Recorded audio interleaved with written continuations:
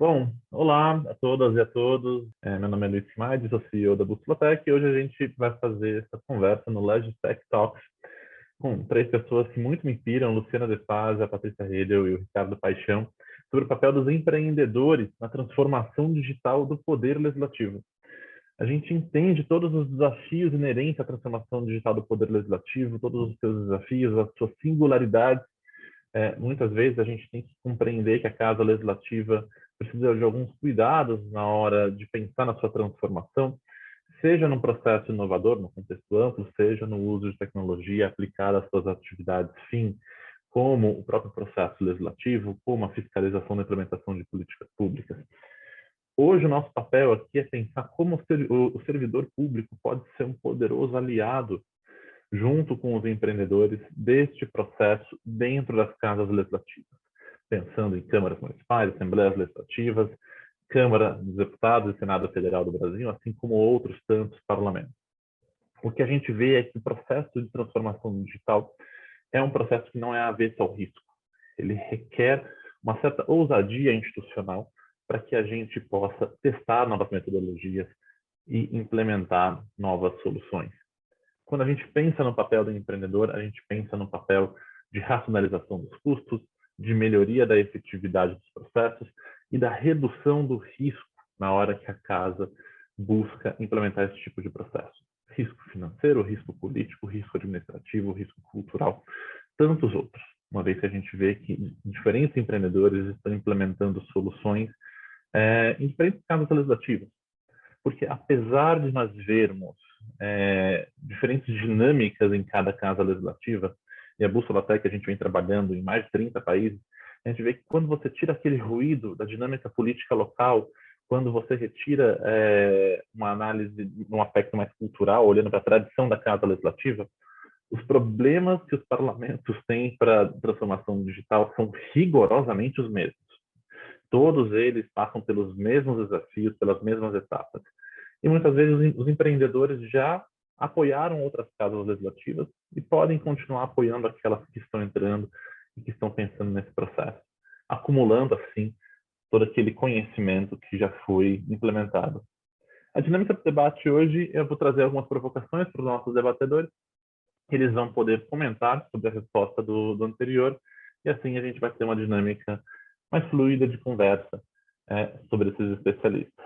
Patrícia, eu queria começar com você. Como eu falei na minha fala inicial, a gente sabe que o Poder Legislativo tem as suas particularidades com relação ao seu processo de tomada de decisão, frente às outras organizações da iniciativa privada ou de outros poderes. A necessidade da construção de consenso, por exemplo. Existem ensaios na academia, eu enfatizo aqui o trabalho da professora Cristina Lessing Bandeira, da Universidade de Leeds, que trazem a perspectiva que isso impediria o legislativo de inovar ou de aplicar novas tecnologias, dada a sua aversão ao risco, algo inerente à inovação. Contudo, a Câmara dos Deputados do Brasil é um testamento oposto a essa afirmação. A Câmara desponta como um dos parlamentos mais modernos do mundo. Eu queria perguntar para você, quais são suas considerações sobre isso? Eu acho que a Câmara realmente desponta, né, como um bom exemplo de práticas inovadoras, de empreendedorismo, inclusive cultural, interno, mas eu acho que a gente não deve se contentar com essa posição comparativa, porque, embora comparativamente a gente esteja bem, eu acho que a gente está muito longe do ideal. A minha avaliação é que a Câmara demora um tempo muito longo para a tomada de decisão, e esse tempo é longo o suficiente para que mude, por exemplo, uma legislatura, para que mude a presidência da casa. E aí a gente tem que recomeçar negociações sobre um novo processo decisório, sobre uma nova tecnologia, um novo produto ou serviço. Então, acho que a gente tem muito o que melhorar. Mas a gente teve um cenário muito favorável à inovação, eu diria que coisa de 20, 15 anos atrás, que nos possibilitou estar à frente hoje. Esse foi um processo cultural que foi amadurecendo ao longo do tempo. O que aconteceu? Primeiro, nós tivemos, talvez por um golpe de sorte, muitas pessoas com um espírito inovador, tentando buscar soluções externas ao que era feito cotidianamente, administrativamente dentro da Câmara. Nós tivemos várias pessoas com esse espírito empreendedor, digamos assim, interno, que estavam atuando naquela época, que tiveram boas ideias e que conseguiram implementar suas ideias. E por que elas conseguiram? Por dois motivos. O primeiro é que a governança, a gestão da Câmara era mais descentralizada. Então, como você falou da necessidade de consenso, determinadas coisas não passavam por uma série de instâncias administrativas e até políticas, como passam hoje. Hoje nós temos deputados que são secretários, são diretores de áreas técnicas administrativas, nós temos uma política de governança e gestão mais forte. Isso não é um ponto negativo, não, isso é um ponto positivo para a administração em geral, não é? Antes, digamos assim, era mais desorganizada essa governança e gestão, então, claro que isso trazia prejuízos, mas trouxe como um efeito colateral positivo essa possibilidade de determinadas pessoas em determinadas áreas, notadamente na área da tecnologia, na área da comunicação, o próprio surgimento do laboratório hacker, possibilitou com que essas pessoas pudessem ter uma ideia e colocar essa ideia na prática, digamos, implementar, colocar no ar. Então, esse foi o primeiro aspecto. E o segundo é que no esteio dessas mudanças, dessas inovações, e aí eu posso citar como exemplo, como eu já falei aqui, o surgimento do laboratório hacker, algumas coisas anteriores ao próprio Lab, como comentário, abertura das notícias para comentários dos cidadãos, que na época foi uma coisa super inovadora, nós estamos falando do ano 2002, enquetes no portal, dados abertos, uma série de inovações para a transparência, para a participação social, que foram surgindo, programas mesmo presenciais, o Plenarinho, que é um portal infanto-juvenil, que a Câmara tem, com jogos, com uma série de conteúdos interessantes e com participação presencial das crianças e adolescentes. Isso surgiu, para você ter uma ideia, de um concurso de ideias que a Câmara fez, e uma servidora ganhou, teve essa ideia, implementou e hoje é um sucesso bem interessante, com crianças, com alunos, com professores, enfim, tem uma série de exemplos. Mas o que aconteceu é que, como consequência dessas inovações aí de 15 anos atrás ou antes, as pessoas mais conservadoras, digamos, da Câmara, as pessoas que estão ligadas à gestão, e mesmo as que não estão, mas que estão em áreas chaves, área legislativa, área fim, comissões, plenário, começaram a perceber que não é preciso ter tanto medo assim de novas tecnologias, de novos formatos, de novas formas de interação com o cidadão. Então, esse medo foi diminuindo.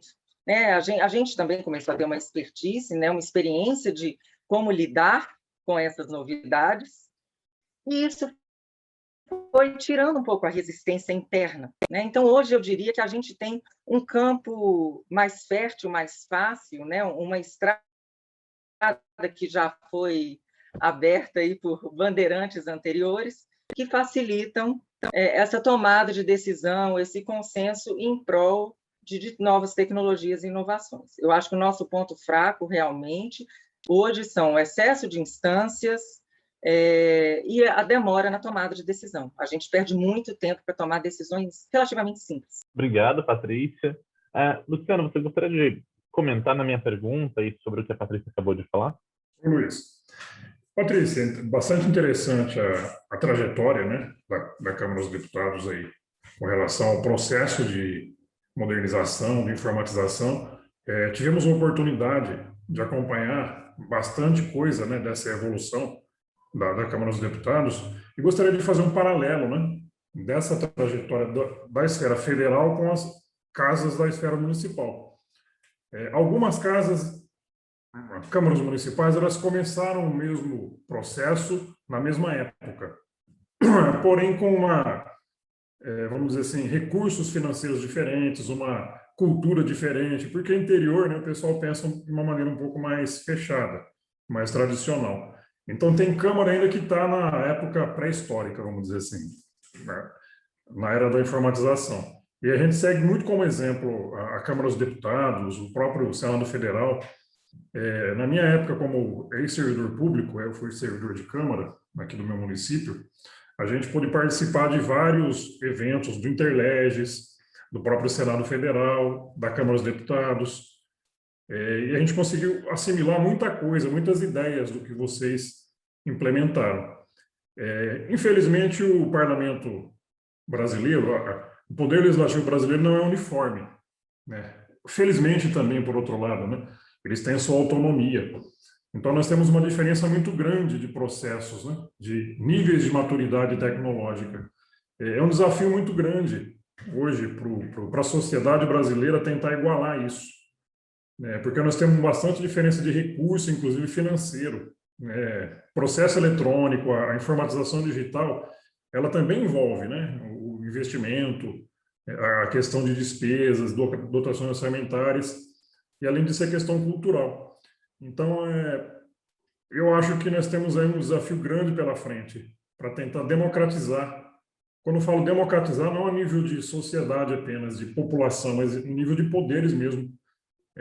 Democratizar o acesso a essa tecnologia para todas as casas aí, minimamente, né? Ter uma condição mínima de prover um serviço para a sociedade melhor, com melhor qualidade. Aí eu vejo até uma questão de comunicação, porque o Ricardo sabe disso melhor do que eu. Existem várias tecnologias desenvolvidas pela Câmara que estão abertas, né, para as outras casas municipais, estaduais, e muitas vezes elas nem sabem disso, que isso existe, como chegar, como se apropriar dessa tecnologia que já está pronta, gratuita.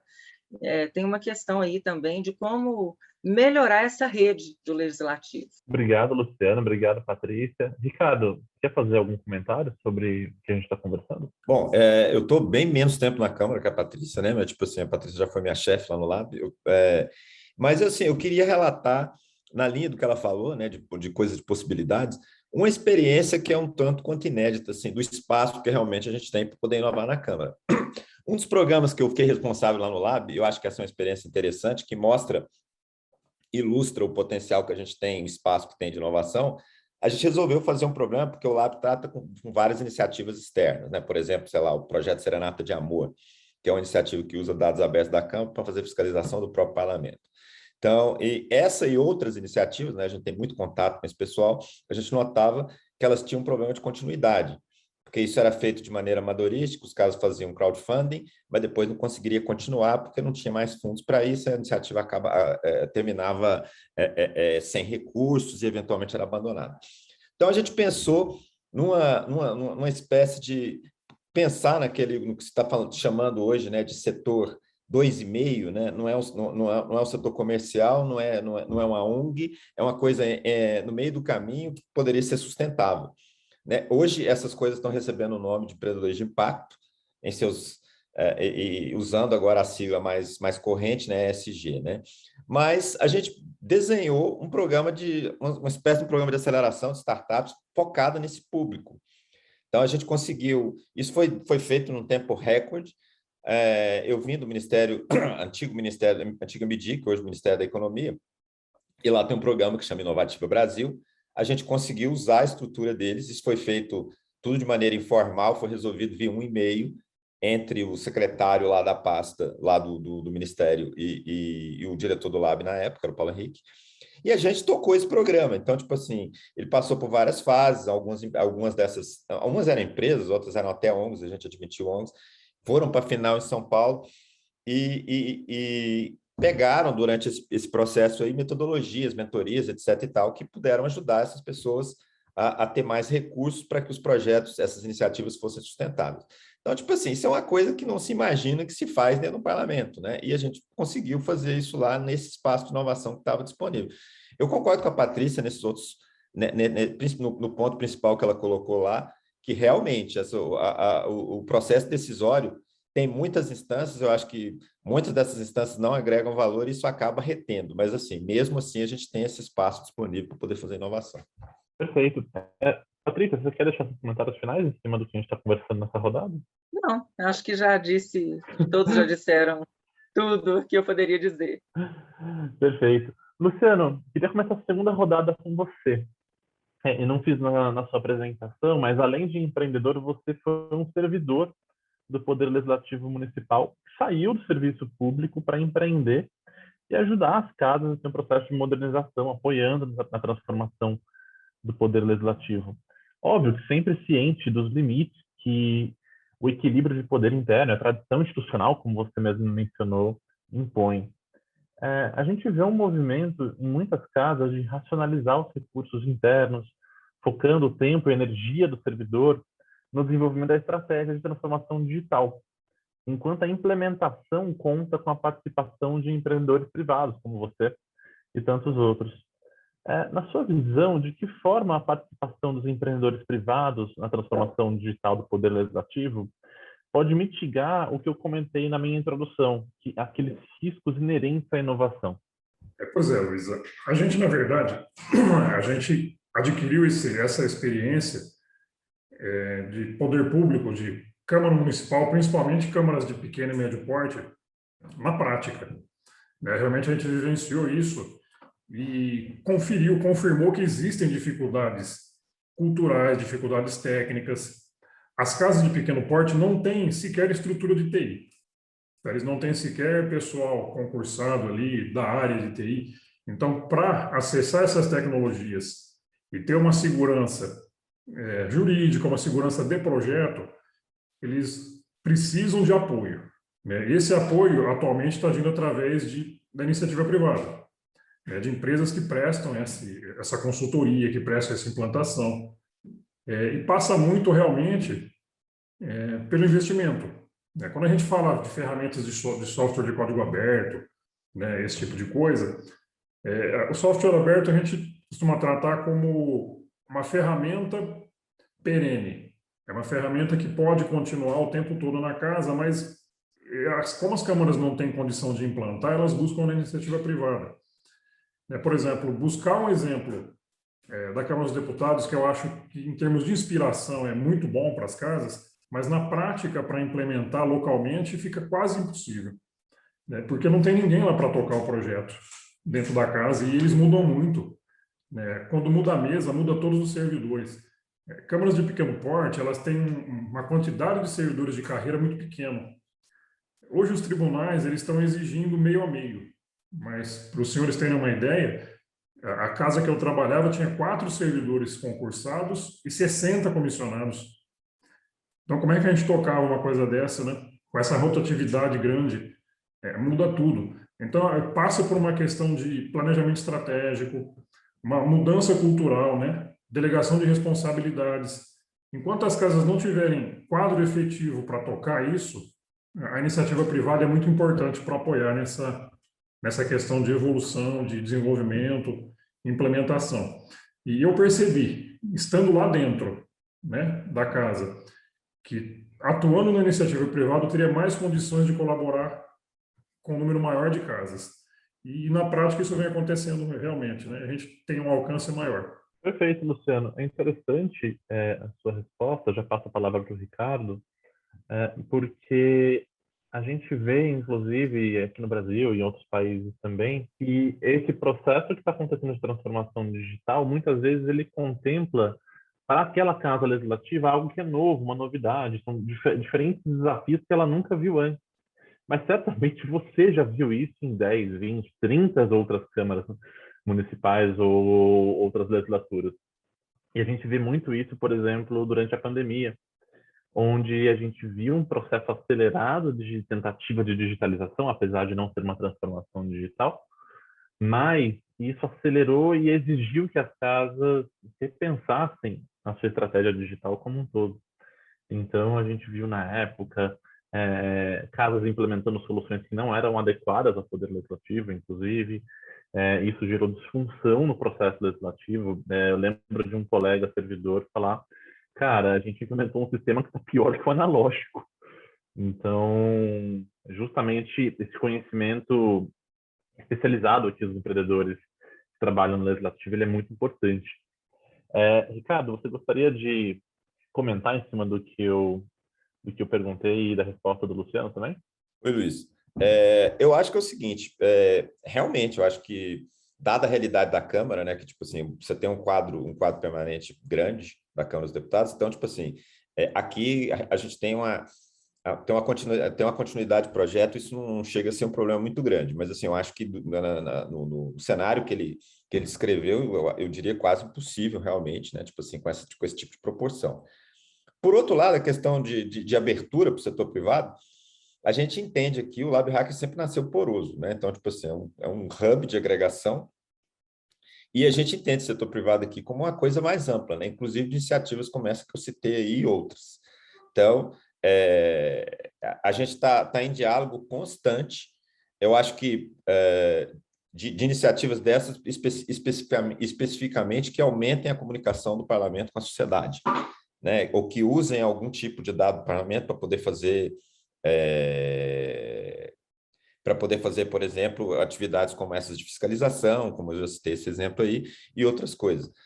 Eu acho que um outro desafio, mas esse é um desafio não só de parlamento, mas tipo assim, um desafio mais amplo, né? A gente, inclusive, pretende entrar nessa discussão, essa questão de GovTechs, que é a questão mais ampla de como você pode trazer startups para poder trabalhar com o setor público, né? Mas isso é uma discussão super ampla, né? Envolve processo de compra governamental, isso foi contemplado aí na recente...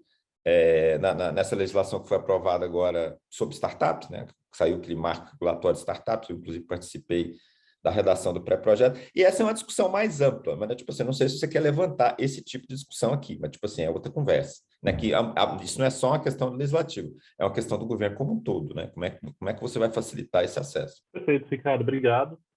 Sim, de fato, é um desafio. A gente que acompanha esse processo de inovação pública, a gente acompanha esses desafios que o executivo já enfrentou há anos atrás. Hoje a gente está pensando no legislativo como esse novo ecossistema, porque quando você olha para o executivo, você já tem as startups bem estruturadas, já tem investidores, já tem pessoas pensando naquele ecossistema para o executivo. Mas como a própria natureza do poder legislativo é tão particular, a gente pensa como que são esses desafios do legislativo. Por exemplo, algo que não é contemplado muitas vezes é o parlamentar muitas vezes pode funcionar como um espaço de testagem de novas soluções. O parlamentar, com a sua cota de exercício da atividade parlamentar, ele, em quase todas as casas que a Bússola analisou, o regramento da casa permite que o parlamentar contrate de uma forma muito ampla serviços que deem, abre aspas, subsídio à atividade parlamentar. E muitas vezes isso pode ser um serviço tecnológico que qualifique a atividade do gabinete, qualifique a administração daquele gabinete. E quando você olha a execução dos gastos da SEAP, ele não entra na lei de licitações. Ele é um gasto que é executado pelo parlamentar. Até existe uma discussão sobre isso, se deveria ou não ser contemplado pela lei de contratações, mas hoje, de fato, ele não é. O que permite ao parlamentar uma certa liberdade até de você pegar um pequeno empreendedor e testar uma nova solução com mais facilidade do que a gente veria com a instituição do Poder Legislativo, com uma contratação pela instituição ou pelo Poder Executivo e pelo Judiciário também. Então, de fato, a gente tenta pegar essas particularidades do Legislativo e pensar não só na forma, não só no conteúdo, né, que é da solução, que é naturalmente absolutamente diferente, a gente está falando de um processo legislativo, mas também pensar na forma. Como que a gente pode usar o legislativo para pensar novas formas de contratação, novas formas de abordagem da inovação pública. Patrícia, estou falando demais, vou voltar com você. Você gostaria de fazer algum comentário sobre o que a gente está conversando? Eu gostaria.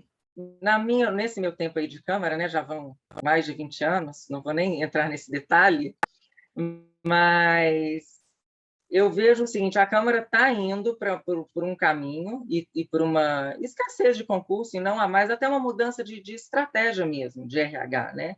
Eu vejo que não vai mais haver concursos tão cedo, né? A proporção entre servidores efetivos e outras formas de contratação ela está diminuindo bastante. Né? Hoje a Câmara tem cerca de 15 mil pessoas que trabalham lá. O gato subiu aqui, gente, desculpa. 15 mil pessoas que trabalham lá, considerando aí 10 mil secretários parlamentares, que são aquelas pessoas contratadas diretamente pelos deputados. Então, dessas 15 mil pessoas, nós temos 3.500 servidores efetivos. Óbvio que eu não tenho nem como comparar com a situação que você citou, né, Luciano, de 4, mas é só para vocês terem uma ideia de que cada vez mais o servidor efetivo vai se tornar também um gestor, um estrategista de processos, de serviços, de projetos que a iniciativa privada é quem vai tocar, de uma forma ou de outra. Então, como é que nós temos hoje, por exemplo, a área de tecnologia? Nós temos uma quantidade enorme de terceirizados, funcionários terceirizados. Outra experiência que nós temos lá com a iniciativa privada, além dessa contratação direta de terceirização, por exemplo, nós tivemos uma experiência de fábrica de software, e que não foi legal, foi muito complicada, nos trouxe diversos problemas, pela forma de contratação, talvez, né? de menor preço, enfim. Nós contratamos uma fábrica de software que ganhou pelo menor preço, ela não conseguia contratar profissionais qualificados pelo preço acordado, então toda hora saía gente, tinha que contratar uma pessoa nova com um salário muito menor que o de mercado, e o fato é que a gente teve que multar a empresa inúmeras vezes, a gente não teve os serviços, os produtos entregues, só houve atraso. Então, realmente, há que se pensar numa nova forma de contratação. Por outro lado, eu passei por uma experiência muito positiva, que foi a de concurso. Nós fizemos concurso para a parte de tecnologia, que foi navegação do portal, arquitetura de navegação, layout. Esse concurso foi aberto para pessoas físicas e jurídicas, né? E, inclusive, o primeiro e segundo colocados foram pessoas físicas, e foi excelente, tanto a forma de contratação como o resultado final, como que nós nos apropriamos desse resultado do concurso, como que eles vieram até nós e passaram um tempo e nos ajudaram na implementação de determinadas soluções. Então, acho que passa muito mesmo por essa visão de formas de contratação, formas de aproximação, como o Ricardo falou, as startups, enfim, abrir um pouco o leque de interação com a iniciativa privada, né? Colocação com relação ao que a Patrícia comentou, a nova lei de licitações ela está trazendo uma nova modalidade aí, que é o chamamento público. As empresas apresentarem desde o termo de referência dos processos, né? E o órgão escolher, lógico, com esse debate público, a melhor solução. Então, a iniciativa privada vai poder contribuir com processos, né, com projetos, desde o começo, desde o início, e vai ficar mais fácil contratar assim, né, com essa modalidade nova. Nós estamos esperando ainda, está tudo muito novidade, tudo muito novo, né, ninguém ainda está tendo coragem de fazer essas coisas, o pessoal está sendo capacitado na lei nova. A questão da LGPD também está sendo outro desafio, principalmente para as câmaras municipais, né, que tem pouco pessoal concursado, pouco pessoal capacitado. Então, eu creio que a lei de licitações novas vai ajudar todo mundo, né, nesse processo aí de escolha, porque o menor preço nem sempre é o melhor serviço, nem sempre é o melhor produto. O pregão é uma modalidade muito boa, só que ele preza só o menor preço. Tem técnica e preço, só que só em tomada de preço. O pregão, os tribunais não estão aceitando técnica e preço. Isso atrapalha muito as câmaras municipais. Vamos torcer, né, que o pessoal consiga usar os recursos da lei nova para fazer contratações mais adequadas. Ricardo, você gostaria de fazer um comentário também? Sim, eu queria só pegar um desses pontos que a Patrícia falou, que eu coordeno outro programa, né, tipo assim, fora da Câmara, que é um programa do Banco Central, que é um convênio do Banco Central com a NB para fazer capacitação de recursos. E a gente trabalha com projetos de TI. Esse ponto aí que a Patrícia levantou, de dificuldade de contratação de recursos de TI, eu acho que a gente está caminhando para um cenário que é não realista você esperar que essas empresas terceirizadas escolhidas para o processo licitatório vão conseguir contratar pessoal. Não, isso está uma loucura. Tipo assim, a contratação do pessoal TI agora está uma loucura, está impossível, quase impossível. Eu acompanho vários aí, passando por esse processo agora, estou lidando com isso ao vivo em cores, e você tem, só vou citar um número aqui para a gente para a gente se situar no qual é a realidade da qual a gente está falando, né? Tem um programador, um dos programadores que eu li, um programador de 2 anos, já passou inclusive pelo Lab, 2 anos de formado, nem 2 anos de formado tem, ele recebeu uma proposta no exterior, dentre outras várias, de $75 mil por ano. Né? Então, tipo assim, só fazer essa conta aí vai ver que isso não corresponde a nenhuma realidade. Então, qual que é a consequência desse tipo de situação? O que eu acho que realmente tem que intensificar esses mecanismos de contratação de startups e coisas do gênero, porque, por exemplo, esse modelo de contratar lá a fábrica de software, de contratar e que é feito no setor público via esses processos estatórios, eles estão se tornando cada vez mais inviáveis. Então, tipo assim, ou seja, tipo, o tipo de mão de obra que vão vir com isso, o tipo de problemas são exatamente esses que a Patrícia falou, e eu acho que isso vai se tornar só mais agudo. Ricardo, se puder complementar o que você está falando, para reforçar o seu argumento, inclusive, já chegou ao nosso conhecimento o caso de servidores das áreas de tecnologia saindo para a iniciativa privada. Justamente por essa disparidade que você...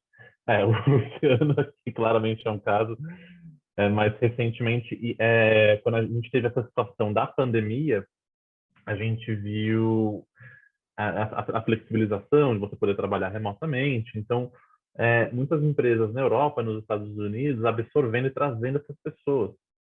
E a perda que você tem ali não é só daquele programador, muitas vezes, da pessoa que sabe o código, mas a pessoa que tem a interseção entre o código e a instituição.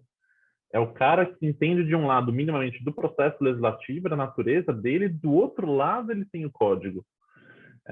Então é muito difícil você substituir essa pessoa. Eu lembro de um caso que a gestora estava me contando que ela falou, Luiz, foram anos treinando essa pessoa.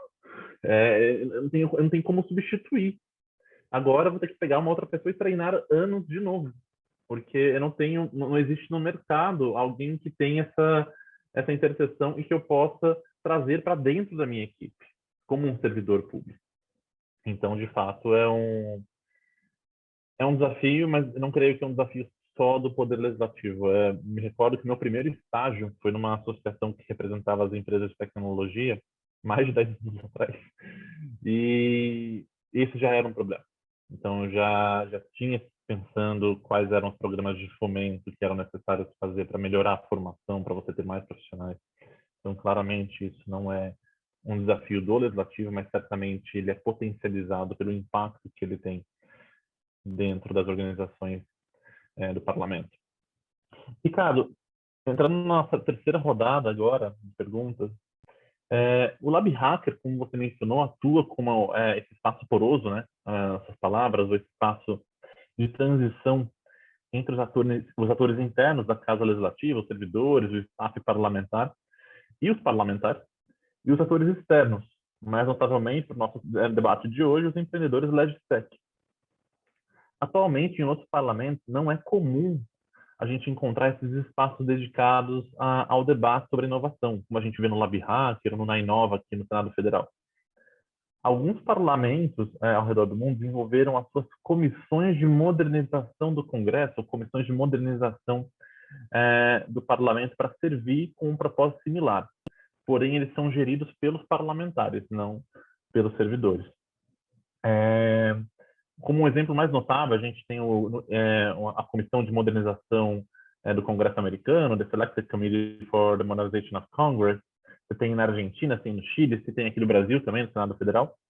Eu queria te perguntar, na sua opinião, qual a importância desses espaços e como eles devem ser estruturados para criar aquele impulso gravitacional para cada dia mais forte em torno da transformação digital da instituição legislativa? Bom, eu posso falar do modelo do Lab Hacker, que é o que eu conheço. Eu acho que nós tivemos recentemente aqui uma experiência de trabalhar com esse modelo que você tinha um deputado que era um secretário. Isso, na verdade, tipo assim, não sei se talvez foi essa organização na Câmara que acabou sendo uma organização temporária, isso não agregou muito valor ao que a gente fazia, né? Tipo assim, na verdade, o deputado trabalhou com um projeto, inclusive um projeto que eu trabalhei com a Patrícia lá, que é o Pauta Participativa, e ele facilitou algumas coisas em relação a isso, como, por exemplo, a gente aplicar o projeto na comissão que era do partido dele, a coisa funcionou, mas, tipo assim, não fluiu muito a partir daí. A gente tinha expectativa maior, como era um deputado de muita circulação, tinha muito acesso ao presidente da Câmara, então, que isso fosse um papel mais atuante. Não foi bem o que aconteceu. E o problema que eu acho com o parlamentar, ao contrário, por exemplo, de comissões americanas, o cara é o titular da comissão durante 10 anos, né? Então, tipo assim, você tem aqueles figurões lá que dominam comissões X, Y e Z. Então, tipo assim, você não tem... Aqui, por exemplo, o presidente de comissão aqui é trocado todo ano. Então, com isso, boa parte do staff da comissão é trocado porque é o pessoal que vem com o próprio parlamentar. Então, Eu acho que essa organização baseada em quadro permanente é uma organização que, por exemplo, quando você olha alguns dos projetos do Lab Hacker, como, por exemplo, você tem o Portal da Democracia, o Wikileaks e coisas, que são projetos grandes, complexos. Então, tipo assim, você tem que ter um amadurecimento ao longo do tempo para que essas coisas possam funcionar com o tempo e sejam cada vez mais fáceis de usar, porque essas todas que eu estou falando são ferramentas free, feitas em código livre, disponibilizadas, inclusive para câmaras municipais via internet, né, que faz esse trabalho. Mas, assim, eu entendo que uma estrutura com quadro permanente é uma estrutura mais eficiente para que atenda essa finalidade que você falou aí. Mas, assim, é a experiência que eu tenho aqui do Lab Hacker e basicamente é isso. Então, tipo, se tiver mais alguma colocação. Não, perfeito. Concordo com as suas colocações. Eu acho que, na verdade, são perspectivas diferentes. Eu vejo quando a gente tem essa estrutura como o Lab Hacker, como esses outros exemplos que eu comentei, que são geridos pelos servidores da casa, você tem uma institucionalização maior, você tem uma permanência maior daqueles quadros, você tem uma continuidade dos trabalhos e você tem um pensamento na instituição. Muitas vezes, quando a gente vê esse tipo de comissão, esse tipo de espaço gerido pelo parlamentar, ele tem uma permeabilidade maior no meio político, então você ouve mais as demandas dos parlamentares, então esses casos todos que eu falei, você pega uma reunião, uma audiência dessa comissão, você vê o parlamentar falando dos problemas do dia a dia que ele tem. Muitas vezes a gente já ouviu, inclusive, o parlamentar reclamando do Wi-Fi da casa nesse espaço. Então, são problemas que afetam o parlamentar, muitas vezes, e não seriam problemas de grande relevância para a instituição, ou não seriam debatidos naqueles espaços. São perspectivas diferentes. Acho que ambas são complementares, ambas são interessantes nesse caso, mas eu gostaria de pegar aqui a visão do Luciano sobre esse assunto. É difícil conciliar, né? Principalmente dentro de uma... Eu estou focando sempre em Câmara Municipal, que é a nossa especialidade, tá? Então, desculpa, mas a gente não consegue fazer um paralelo direto com um ambiente aí de maior porte, né? Que é a Câmara dos Deputados, Senado. Né? Dentro de uma Câmara Municipal é muito complexo o ambiente político, né? O ambiente administrativo. Então, geralmente, o funcionário da tecnologia, o pessoal do TI, da área especializada, ele fica alocado para trocar toner de impressora de gabinete de vereador. Ele fica ali, ele é chamado o dia todo para desatolar o papel da impressora do vereador. Então, ele não tem nem condição, nem tempo de se dedicar a outras áreas, né? A aprimorar o conhecimento dele, a instituir, implementar ferramentas de modernização dentro da casa. O que ocorre, né? A gente, quando tem 15 vereadores numa Câmara, a gente costuma falar que a gente tem 15 chefes. Para agradar um chefe é difícil, imagina agradar 15. Né? Então, a situação do funcionário, do servidor de carreira, ela é muito delicada. Né? Eu, particularmente, eu vivi uma experiência meio complicada quando eu fui cedido. Eu fui cedido durante alguns anos para o Interleg no Senado Federal, né? Prestei serviço aí para eles, através de sessão mesmo, né? Entre órgãos públicos. Teve alguns presidentes que ficaram meio enciumados, né? Que o funcionário foi cedido, ele achou que ele devia ser cedido. Então, tinha essas questões, né, de política local que são muito complexas para tratar. É um outro desafio que a gente precisa considerar, tá? São relacionamentos humanos, relacionamentos políticos que acabam atrapalhando no dia a dia. Mas, de uma forma geral, no ambiente de Câmara Municipal é bem tranquilo para trabalhar, sabe? Fora essas situações de estresse, de conflito de interesses momentâneos, são questões menores. Eu sei que são questões menores, mas que acabam atrapalhando no impacto do trabalho diário, né, no dia a dia. Eu penso, Luiz, que sem um funcionário de carreira na governança, na gestão dos projetos, não dá para implementar nada, nem iniciativa privada, nem iniciativa local. Tem que ter um responsável ali e, de preferência, com servidores de carreira. O agente político em si, ele não consegue gerir um projeto de informatização sem o servidor de carreira, que é importantíssimo na outra ponta. Não tem nada que saia no poder público. Perfeito, Luciano. Obrigado pelas considerações. Patrícia? Eu queria falar um pouco sobre essa questão do organograma, né? Onde que esse órgão de inovação deve estar situado. Eu participei recentemente do ILAVTOM, que foi um hackathon de formação de novos laboratórios de inovação. Eu fui mentora desse hackathon. Então, tive contato com várias iniciativas tanto que já haviam nascido, estavam incipientes, como grupos que estavam tentando formar, e tive a minha própria experiência no Hacker, que foi breve, né, mas já deu para sentir um pouco dos desafios ali. Eu acho fundamental que essa estrutura esteja muito próxima no organograma da alta direção, ou da diretoria-geral, ou da própria presidência. Acho que seria o lugar ideal. Por quê? Porque inovar já é uma coisa, em qualquer aspecto, que vai trazer incômodos. Vai trazer incômodos. Quanto mais pessoas houver nesse caminho entre o órgão de inovação, de novas tecnologias, né, e a sua efetiva implementação, quanto maior for essa cadeia, muito maior a chance de um projeto ser frustrado, porque eu vou ter mais pessoas para colocar problemas, mais pessoas com resistências. Então, é preciso que haja uma visão muito estratégica da instituição como um todo, em determinado produto, em determinado serviço, em uma novidade, seja ela tecnológica ou não, para comprar a ideia e mandar fazer, né, e mandar implementar.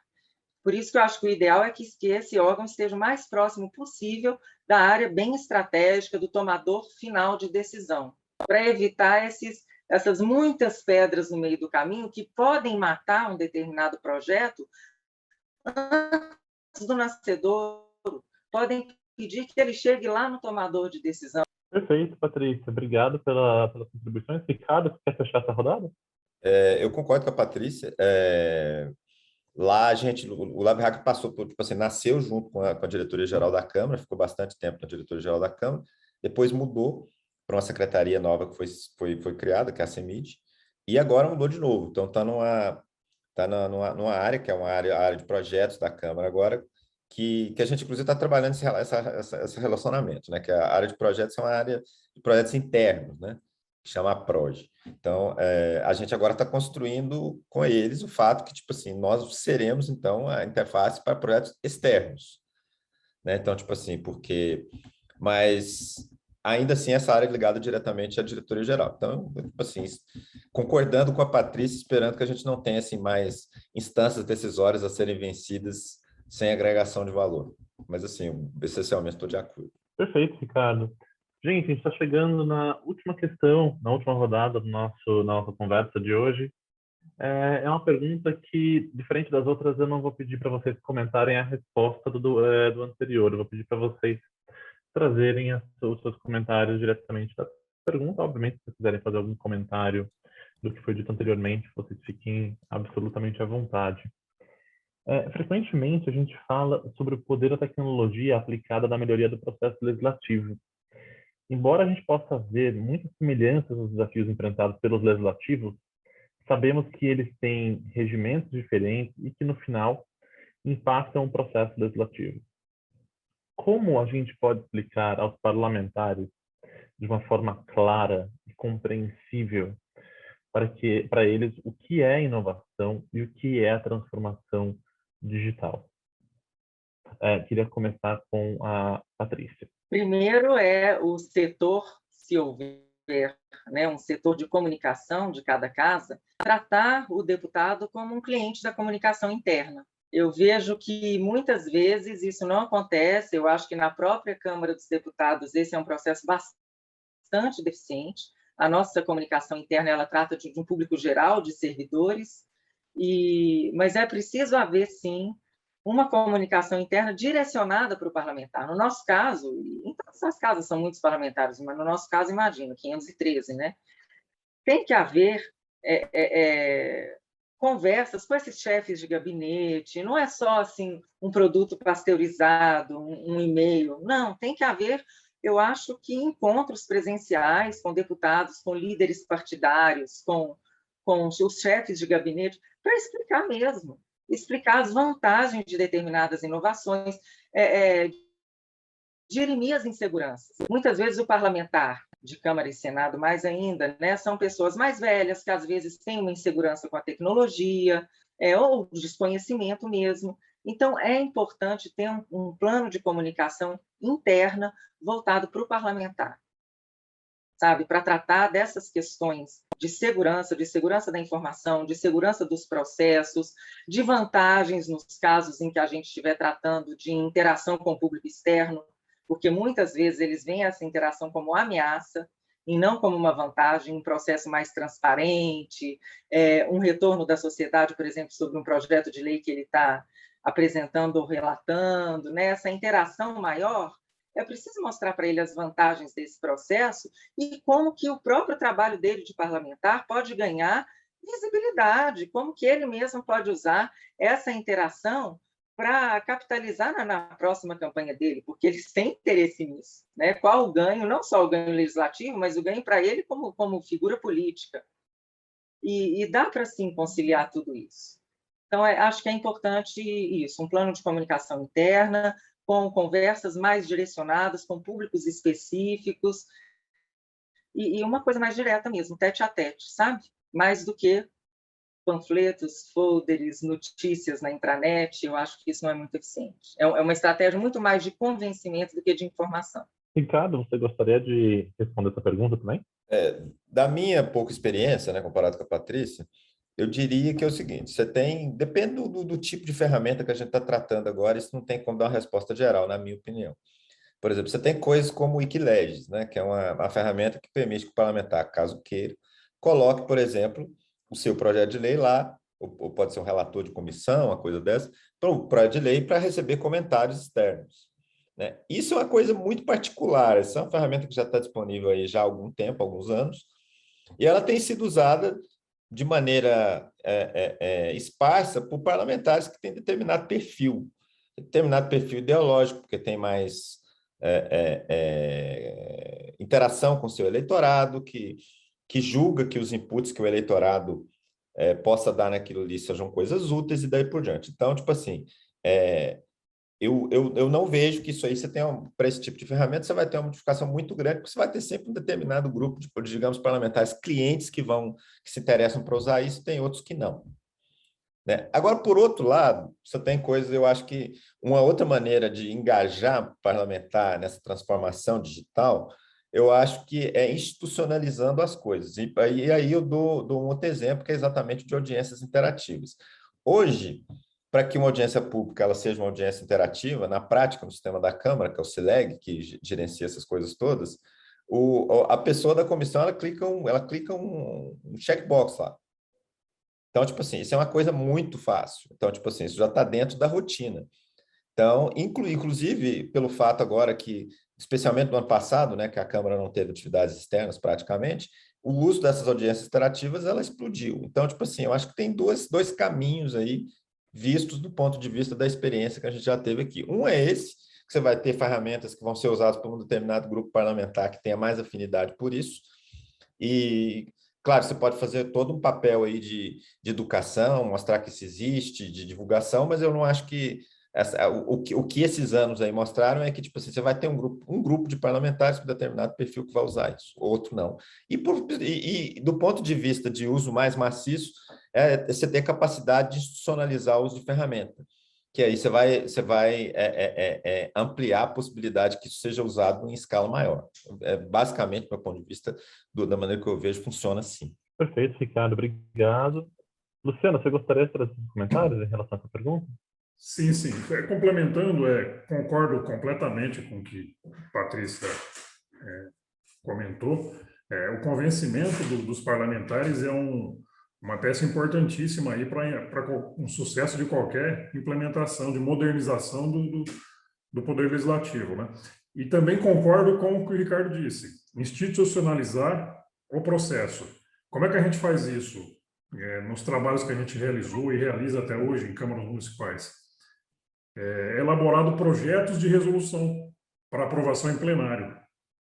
Então, há o convencimento da necessidade de modernizar, por exemplo, eu estou falando no caso específico aqui do processo eletrônico, né, que é assinatura digital, esse tipo de coisa, no âmbito do poder público, poder legislativo municipal. Então, é elaborado um projeto de lei alterando o regimento interno, instituindo a assinatura eletrônica dentro do processo, né, a apresentação eletrônica de proposição, a tramitação eletrônica, é votado em plenário. Então, os vereadores ali têm um momento público de debater aquilo, de tirar todas as suas dúvidas, né, de chamar especialistas, pedir pareceres externos de consultoria jurídica, consultoria em tecnologia de informação. Institucionalizar, na nossa visão, é fazer com que aquilo seja uma política do órgão, né? Modernizar que seja uma obrigação que ele mesmo se impõe, né? Ele mesmo se impõe. Eu acho que dessa forma, principalmente nos poderes legislativos municipais, a questão acaba sendo mais efetiva. E voltando mais para a área de software, de tecnologia da informação, a propriedade das ferramentas é importantíssima para a Câmara, para a Assembleia, ela ter domínio sobre a tecnologia. Basear uma solução de processo eletrônico, por exemplo, numa solução proprietária, numa solução locada, né, expõe completamente, praticamente as vísceras da instituição para a iniciativa privada, e eu acho que isso é muito complicado. Tá?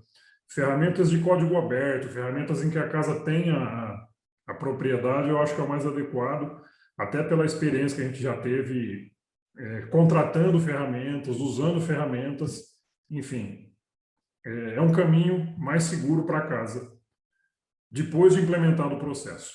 Perfeito, Luciano. Obrigado pelas considerações. Se vocês me permitem, eu vou fazer só um adendo ao que vocês disseram agora, no sentido de, quando a gente vê isso, inclusive com outros parlamentos, a gente vê um processo de natureza muito política, no sentido de, se aquela ferramenta que você está propondo, se aquela transformação que você propõe vai de alguma forma perturbar aquele equilíbrio interno de poder, tirando a influência de um grupo parlamentar ou de um parlamentar em detrimento de outro, esses serão seus rivais. Eles não vão aceitar isso é por óbvio. Mas o que acontece às vezes é você implementar uma solução onde um grupo de parlamentares voluntariamente adere e isso dá um protagonismo maior a eles, enquanto tira daquelas pessoas que, por eventualmente, como a Patrícia falou, um parlamentar mais idoso, que não tem uma familiaridade com a tecnologia, e ele não consegue usar, e ele vê que aquilo está gerando um desprestígio para ele também vai ser contra, porque o trabalho do parlamentar é se destacar. A Câmara são 513 parlamentares, então ele tem que se fazer presente, ele tem que se mostrar ao seu eleitor constantemente, e aquele velho ditado que todo mundo conhece, não existe vácuo de poder na política. Então, o parlamentar ele vai se posicionar dessa forma, toda vez que ele vê que ele não está sendo incluído nessa solução. E eu acho importante um trabalho que algumas casas fizeram, e isso com a liderança da Secretaria-Geral da Mesa, ou dos clerks, né, no caso, que é você fazer um trabalho de inclusão do parlamentar. Mesmo aqueles parlamentares mais idosos, que têm mais dificuldade, o que a gente viu? Digamos, a explicação que um colega deu uma vez, que eu achei muito interessante. Digamos que metade da casa você já consegue converter com explicações muito básicas. Você passa ali o manual, você pede para alguém da sua equipe conversar com eles, e em uma reunião já está resolvido, você já conseguiu incluir esse parlamentar dentro de uma nova solução tecnológica. Mas você tem a outra metade da casa ainda. Então, o que eu faço? Ao invés de recolher o tempo desses servidores que estavam falando com todos, eu pego aqueles que falaram com essa primeira metade e peço para eles acompanharem a segunda metade juntos. Ou seja, eu invisto ainda mais recursos humanos naqueles que têm dificuldade, porque com isso eu transformo eles em aliados também. Se eu não fizer isso, e esses que ficaram para trás se virem desprestigiados, eles vão virar meus rivais ferrenhos, e o projeto vai morrer. Entende? Então, tem um caso muito interessante disso, que foi na Casa dos Lordes, na Inglaterra. É uma das casas mais tradicionais no mundo hoje no parlamento, e você conseguiu, por exemplo, fazer uma deliberação remota onde os lordes não queriam nem voltar. Eles queriam continuar no remoto. A gente está falando aqui de uma casa legislativa cuja média de idade é de 75 anos. Então, existe uma estratégia muito bem consolidada, eu acho, com que vocês, colegas, compartilharam, e com essas experiências também, de como que a gente pode fazer esse processo de transição pro digital. Gente, a gente está chegando ao final do nosso debate de hoje. Queria muito agradecer a Patrícia, ao Ricardo, ao Luciano. Foi um prazer moderar esse debate com vocês e deixar aqui um espaço aberto para vocês, se vocês quiserem fazer alguma fala final, alguma consideração, vocês têm o espaço. Luciano, você gostaria de deixar alguma consideração final? Sim, Luiz, Patrícia, Ricardo. A modernização do processo legislativo, do poder legislativo, ela passa por vários agentes, né? O agente político, o funcionário, o servidor. A iniciativa privada também pode colaborar nesse processo, de acordo com a política da casa.